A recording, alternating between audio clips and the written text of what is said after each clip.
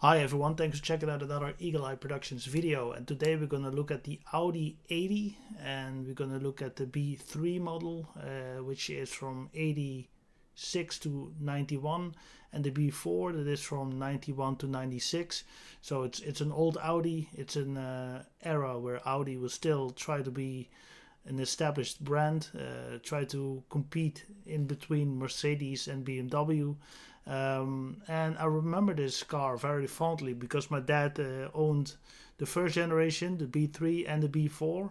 Had actually, in fact, three Audis back to back. So he started with a red B3, a 1.6 or 1.8. Then he had the 2-liter B4, and then he had the 2.3 injection, which was actually a 5-cylinder, and that was his last Audi 80.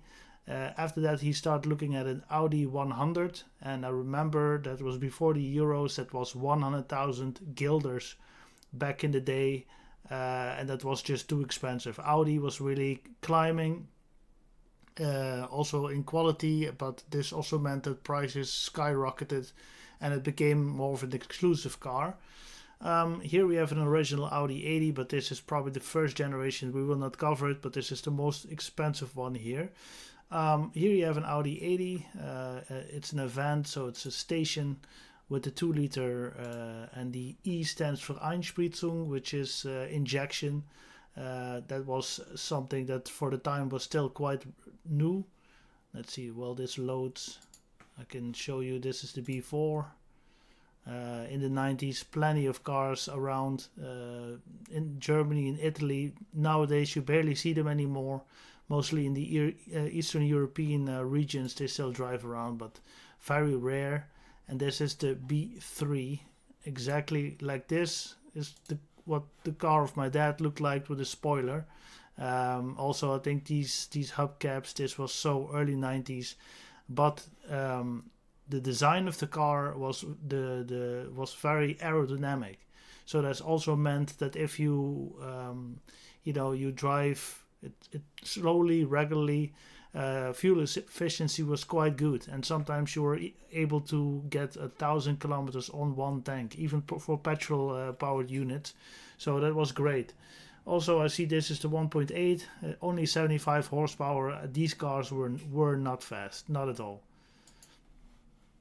So this car is the most expensive Audi 80 basically from this generation in the Netherlands, and it's an event. I also remember these rims. It's so period corrected, 90s. This is 94, so this was already on the market for a while. 2 years later, production ceased, and then they moved over, of course, to the B5 model. But we'll cover that one in another video. Typical suede, and in the interior, I mean, very business oriented but very well put together.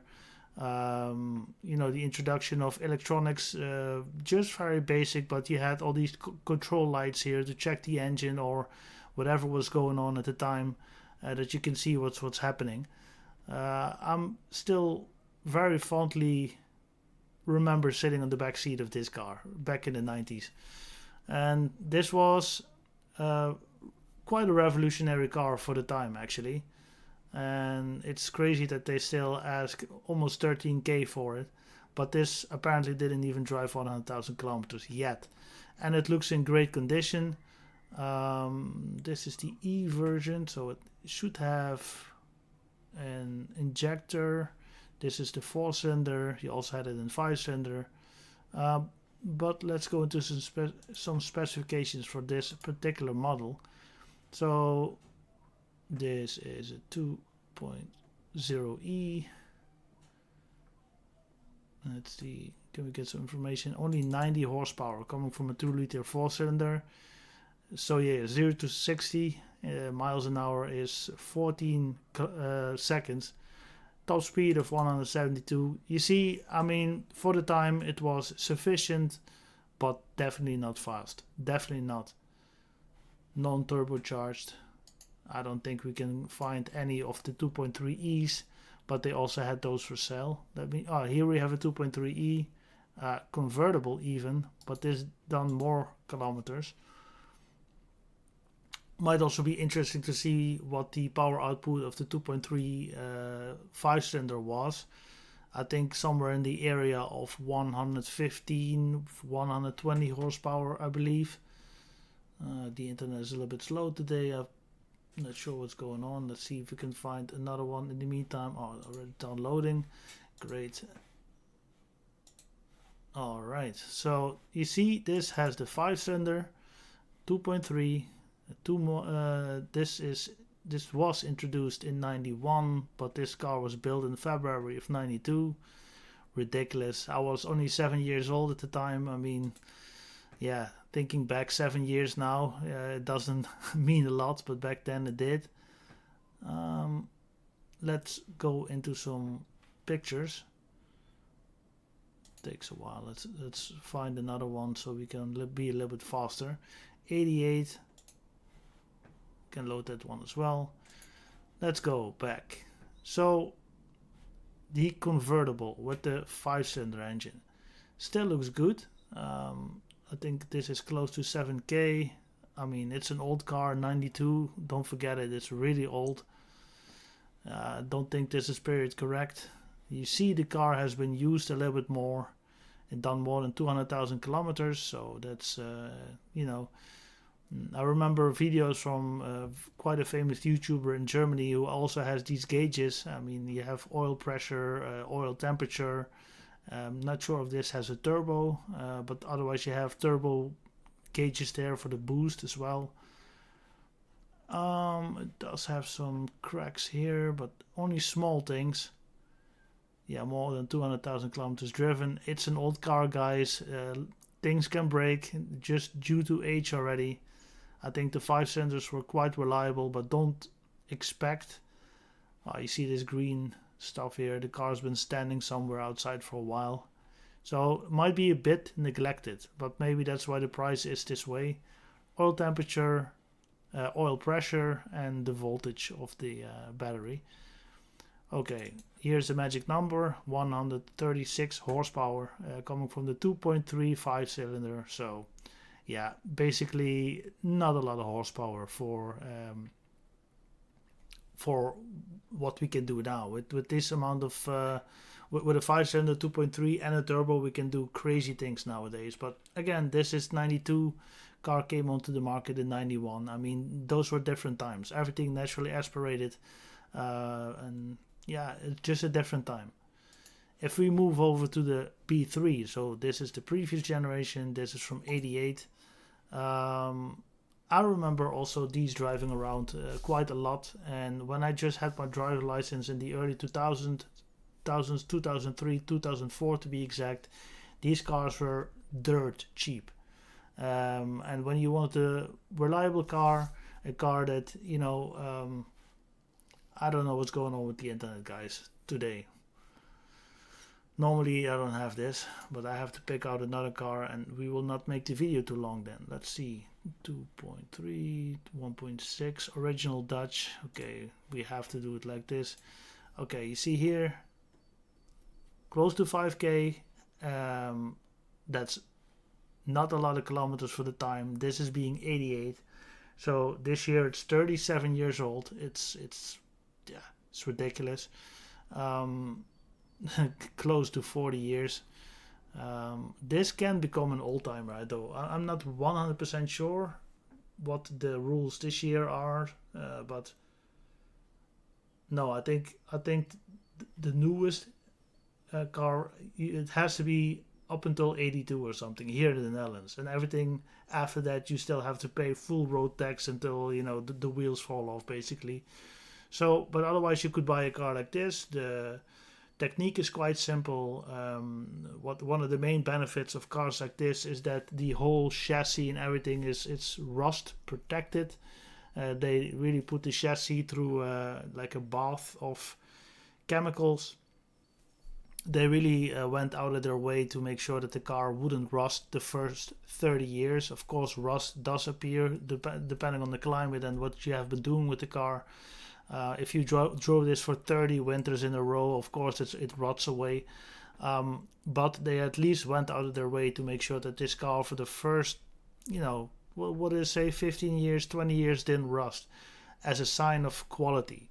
And that's the perfection that Audi had back in the day. And yeah, when you look at it now, it's just a boring old car, but it does have its charm. I don't think you're going to be very happy with the driving experience. It's probably, it's really old-fashioned. Only 75 horsepower, which I also had in my 1.4 four-cylinder Polo from 2004. So, and this car is a little bit heavier and a little bit longer, so it's gonna be slow regardless. But it looks in great shape. It looks quite boring, and yeah, if you want to drive through traffic inconspicuously, then this is the car to go for. We have one more for you guys, and this is the 1.6. When you think 75 horsepower is too much for you, you can always go lower. And this is an original Dutch car, which makes sure that you can trace back the history of the car, which is always great with such an old car. Let's see, can we get another one? No, this one already we saw, 1.6, 1.8 automatic. To make it even slower, here we are.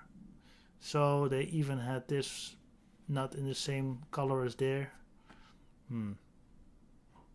Had the Audi striping, looks a bit like Alpina, right? No, I'm kidding. Other than that, it looks alright. Old technique, but you see there's so much space in between that you can do some things yourself. And there is still a big community of people that really respects cars like this, and they still work on it, and they share tips and tricks. And yeah, if you really want to drive around on the cheap, a car that's well protected against rust and it's easy to work on. I'm not sure if the parts are still available for this generation. I would do definitely some research on it. But other than that, it's quite simple technique, and there are only a few things that can go wrong. And yeah, if you don't drive a lot, but you do want a car, for instance, you could definitely look at this. If you park this somewhere dry and away from the heat, for instance, yeah, it can still last many years. You see, this is the cheap version. They don't even have a tachometer here, only a speedometer. That's why you know that you have a cheap entry-level model. It's also a Dutch car, so it has to be cheap, 1.6 is entry-level engine, not even 70 horsepower. So you're not going to be very happy with that, but it only weighs a little bit over 1,000 kilos, which is not a lot. So for 2,500 euros, first production year basically, the last production year for the B3 generation. Yeah, this brings back memories from the 90s, and I remember we drove in a car like this also for the whole day, and at the end of the day we were in Italy, covering 1,300 kilometers in a day, blasting down the highway, probably driving at top speed for a while, without breaking a sweat. But I do remember we had a cassette player in there. It would get so hot that it almost melted the plastic of the cassette player, of the tape. That was crazy. I don't know if that was a feature of that particular cassette player. I have no idea, but that was kind of ridiculous. It got so hot it melted the plastic. Crazy. Well, this definitely brings back some memories, and I had to make a quick-ish video to share this with you guys. They are getting rare. I don't know where you're watching, but here in Western Europe, where I'm from, they are definitely getting rare. In the East, you see them a little bit more. When you come close to Poland, when you go to maybe Belarus, Russia, that side of Europe, like really the East, you still see them around. Also in this generation, this is just before TDI. They just had the diesel naturally aspirated, very raw engines, but very durable. Really durable, and then together with the rust protection make sure that these cars still drive around. I mean, they will not excite you, but you will get the respect of a car like this. I'm sure you can still do hundreds and hundreds of kilometers with it on a day, even in 2025. I think it will still do it. Of course, regular maintenance and parts will be a problem sometimes, but it can be done. If you want a reliable transportation from a premium brand, look no further than this. Could be a car for this summer, to drive just the summer, do lots of kilometers, and try to sell it before the end of the summer again. Could be something. You might only you might break even. You might only have the expenses of the fuel. Who knows? And of course, insurance and road tax and things like that. Can I drive for free? Thanks for watching, and we hope to see you in the next video.